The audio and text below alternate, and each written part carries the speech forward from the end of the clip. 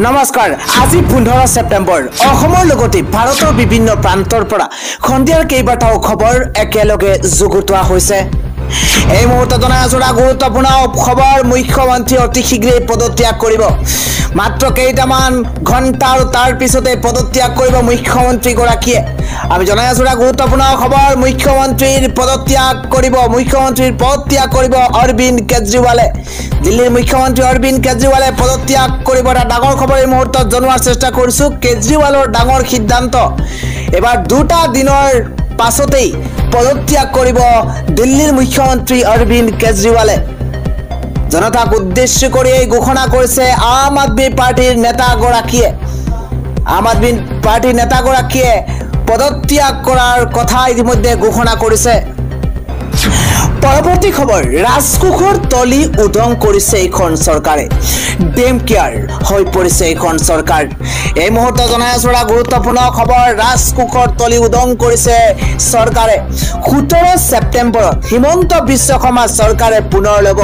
500 কোটি টকাৰ ঋণ এটা ডাঙৰ খবৰ ব্ৰেকিং নিউজ জনোৱাৰ চেষ্টা কৰিছো 1,55,000 কোটি টকাৰে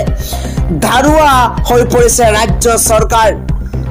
হিতাধিকাৰীক সন্তুষ্ট কৰিবলৈ ধাৰৰ উপৰিও ধাৰ লৈছে হিমন্ত বিশ্ব শৰ্মা নেতৃত্বাধীন বিজেপি চৰকাৰখনে এটা বিগ ব্ৰেকিং নিউজ জনোৱাৰ চেষ্টা কৰিছো ৰাজকোষৰ তলি উদং হৈ পৰিছে ডেম কেয়াৰ হৈ পৰিছে চৰকাৰ এটা ডাঙৰ খবৰ ব্ৰেকিং নিউজ যদে মদে ধন খৰচ কৰি বিপদত পৰিছে হিমন্ত বিশ্ব শৰ্মা চৰকাৰ যদে মদে ধন খৰচ কৰিছে এবাৰ ঋণী হৈ পৰিছে চৰকাৰ অতি ভয়ানক দিশত অসমৰ অৰ্থনীতি টেটুগুৰিলৈকে ধাৰত পুত গৈছে হিমন্ত বিশ্ব শৰ্মা চৰকাৰ ৰাজ্য চলাবলৈ টকা নাই হিমন্ত বিশ্ব শৰ্মা চৰকাৰৰ হিমন্ত চৰকাৰৰ 3 বছৰীয়া কাৰ্যকালত গঢ়ি উঠিছে ঋণৰ পাহাৰ এফালে আঁচনিৰ ঘোষণা হিতাধিকাৰীৰ সৃষ্টি আৰু আনফালে ধাৰত কক পকাইছে এখন চৰকাৰ প্ৰতিমাহে ধাৰ লৈ দেউলীয়া অৱস্থাত সৃষ্টি হৈছে চৰকাৰৰ ঋণৰ ওপৰত সম্পূৰ্ণ নিৰ্ভৰশীল হৈ পৰিছে হিমন্ত বিশ্ব শৰ্মা চৰকাৰ হিতাধিকাৰী আঁচনি যিমানে বৃদ্ধি পাইছে সিমানে সংকটৰ দিশে গতি কৰিছে চৰকাৰৰ ৰাজকোষ প্ৰতিমাহে ধাৰ নললে ৰাজ্য চলাব নোৱাৰে হিমন্ত বিশ্ব শৰ্মা চৰকাৰে এফালে ৰাজহ সংগ্ৰহৰ নামত নিত্য ব্যৱহাৰ্য সামগ্ৰীৰ মূল্য বৃদ্ধি আৰু আনফালে চৰকাৰৰ কৰৰ বোজা যি আঁচনিত নাই চৰকাৰৰ ৰাজহ সংগ্ৰহৰ বাবে কোনো অৰিহণা সেই আঁচনিত খৰচ কৰিছে কোটি কোটি টকা যি আঁচনিত চৰকাৰৰ নাই খৰচ ৰাজহ সংগ্ৰহৰ বাবে কোনো অৰিহণা সেই আঁচনিত খৰচ কৰিছে কোটি কোটি টকা এইখন চৰকাৰে ধাৰৰ বোজা লৈ মুখত ডাঙৰ ডাঙৰ কথা এইখন হিমন্ত বিশ্ব শৰ্মা চৰকাৰৰ খন্দিয়াৰ পৰৱৰ্তী ব্ৰেকিং নিউজ হৈছে এবাৰ বাছি সংখ্যালঘুৰ ওপৰত আক্ৰমণ চলাইছে এইখন চৰকাৰে অত্যাচাৰ চলাইছে চৰকাৰে কোনে এইদৰে মন্তব্য কৰিছে এই মুহূৰ্তত জনোৱাৰ চেষ্টা কৰিছো আমি জনাই আছো ডাঙৰ খবৰ ব্ৰেকিং নিউজ বাছি সংখ্যালঘুৰ ওপৰত আক্ৰমণ চলাইছে এইখন চৰকাৰে সিমানেই নহয় খুনাপুৰত চৰকাৰে বাছি উচ্ছেদ চলাইছে সংখ্যালঘু খুনাপুৰত চৰকাৰে বাছি উচ্ছেদ চলাইছে সংখ্যালঘুৰ খবৰ লবলৈ যোৱা AIUDFৰ দলক বাধা দিছিল বিজেপি RSSৰ উদণ্ড দলে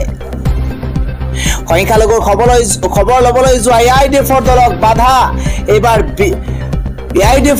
বাধা দিছিল RSS বিজেপিৰ উদণ্ড দলে চিকিৎসা খাদ্যৰ খবৰ লবলৈ যোৱা দলক বাধা দিছিল আৰক্ষীক ভুৱা শক্তি দিয়াটো ৰাজ্যৰ বাবে শুভ লক্ষণ নহয় ৰাজ্যত বিজেপি চৰকাৰৰ নেতৃত্বত কাৰো নিৰাপত্তা নাই হিমন্ত বিশ্ব শৰ্মাই অসমক বৰ্বৰ ৰাজ্য হিচাপে প্ৰতিষ্ঠা কৰিব বিচাৰিছে নেকি সংবাদমেল পাতি মুখ্যমন্ত্ৰী বিজেপিৰ বিৰুদ্ধে খৰব হৈ পৰিছে AIUDFৰ বিধায়ক আশৰাফুল হুছেইন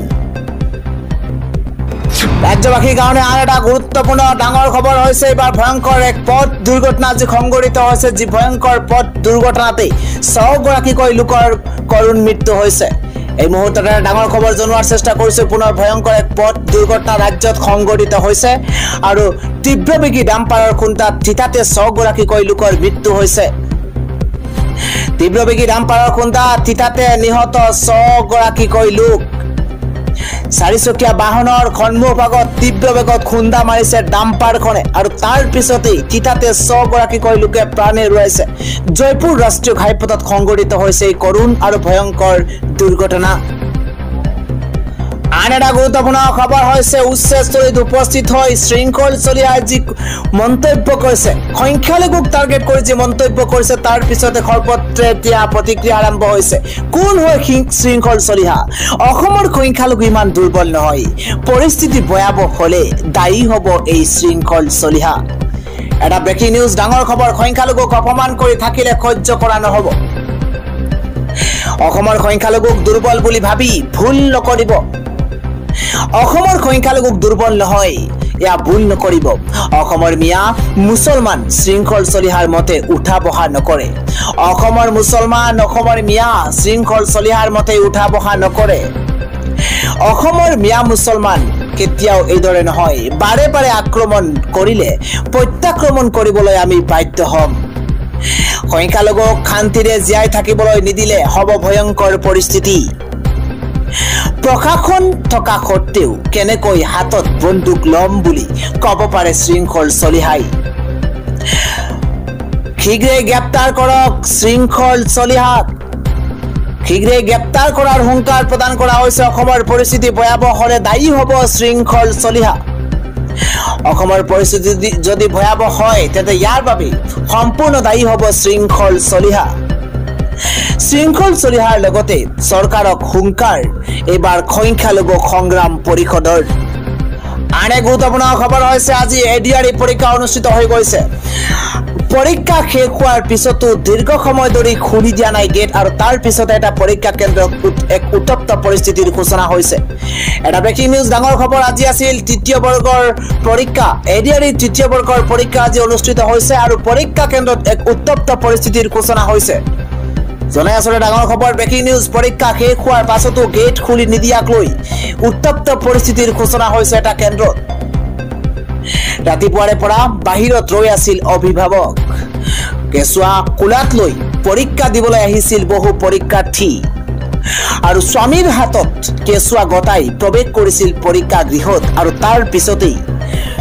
দেখিবলৈ পোৱা গৈছিল পৰীক্ষা শেষ হোৱাৰ পাছতো গেট খুলি নিদিয়া কেন্দ্ৰ কৰি এটা পৰীক্ষা কেন্দ্ৰত উত্তপ্ত পৰিস্থিতিৰ সূচনা হৈছে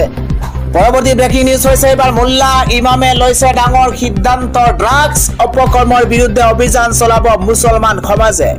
এটা ব্ৰেকিং নিউজ ডাঙৰ খবৰ আজানৰ সময়তে মুছলমান সমাজে ললে ডাঙৰ সিদ্ধান্ত এতিয়াৰ পৰা ড্ৰাগছ অপকৰ্মত লিপ্ত হলেই লোৱা হ'ব কঠোৰ ব্যৱস্থা ড্ৰাগছ মাফিয়াৰ বিৰুদ্ধে ওলাই আহিছে মোল্লা ইমাম আৰু যুৱ সমাজ ড্ৰাগছ মাফিয়াৰ বিৰুদ্ধে ওলাই আহিছে ইমামসকল মোল্লা আৰু যুৱ সমাজ ড্ৰাগছ আসক্ত কুকৰ্মত জড়িতসকলক শুধৰণি কৰাৰ চেষ্টা এবাৰ মুছলমান সমাজৰ